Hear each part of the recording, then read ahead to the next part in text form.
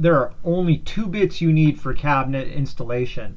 That is at least in my experience, that is the 3/16 drill bit and countersink, and the 1/8 of an inch drill bit with countersink. Now, this Amana kicks ass. It's really industrial. You can see that. It's got 2 screws to hold it. It's very heavy duty. It's got a wonderful countersink. And it comes with this stubby bit, but that's easily replaced with whatever drill bit you get. This one happens to be a Brad Point. Yeah, I'm surprised no other companies have copied this. This thing's like perfect. So what this is for is attaching cabinets to the wall itself. The 3/16 bit, you just drill it through the back with the countersink, and then your screw will slip right through. So that's called a through hole. You don't want the screw to really make contact with the cabinet, so it can easily push the cabinet against the wall, or you can easily shim it out. Because if it catches on the cabinet or screws through the cabinet first, you've got no way to move it in and out and actually properly secure it. Okay, so let's get to this cheap version. This one, I'm not referring to the bit itself. This is okay. You don't obviously need a tapered bit to make a through hole, but this tends to punch faster, I think, and it's okay. But this being steel, it wears out really pretty fast, I think. I've got so many of these that I've thrown into my box. I got like a whole cup full of them. Maybe I'll show you.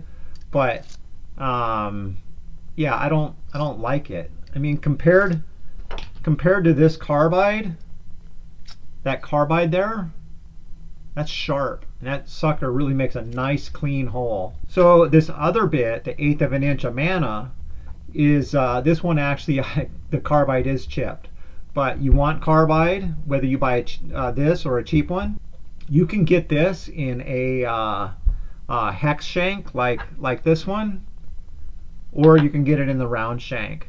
I think I would actually prefer it like in the hex, just because for me it holds better. So yeah, you can use either the tapered drill bit on there or that one. This is the Amana. It secures with the hex screw and has it on one side.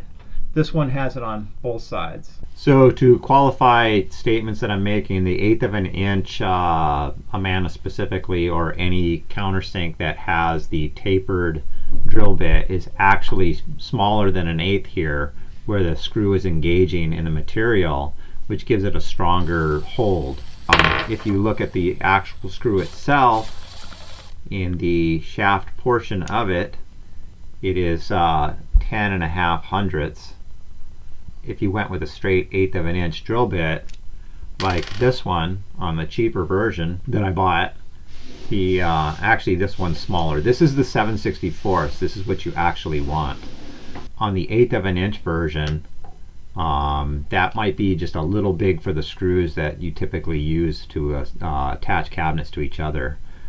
I've used this though. It actually works, but you should go with 7/64 for the straight bit, and go with an 1/8 of an inch when you're using a tapered style bit.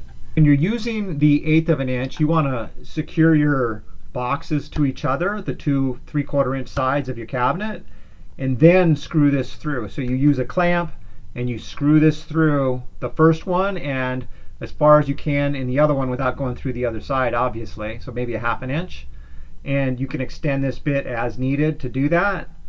And then when you use your screw to tighten it through the first one and into the second one, you are threading through the first one, but since it's clamped, you're not going to get them pushing apart. But you could use this before you bring the cabinets together and clamp them.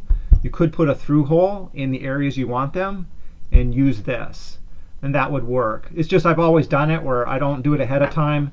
I clamp that together and I use this bit for pre-drilling and then using the screw to secure the cabinets to each other. So there's one more use for the 1/8 inch countersink and the 1/8 inch bit with countersink, and that is for drawer boxes, for attaching the drawer box to the drawer front. I'll show a picture of that. And also the crown molding on top of a cabinet, so to screw that.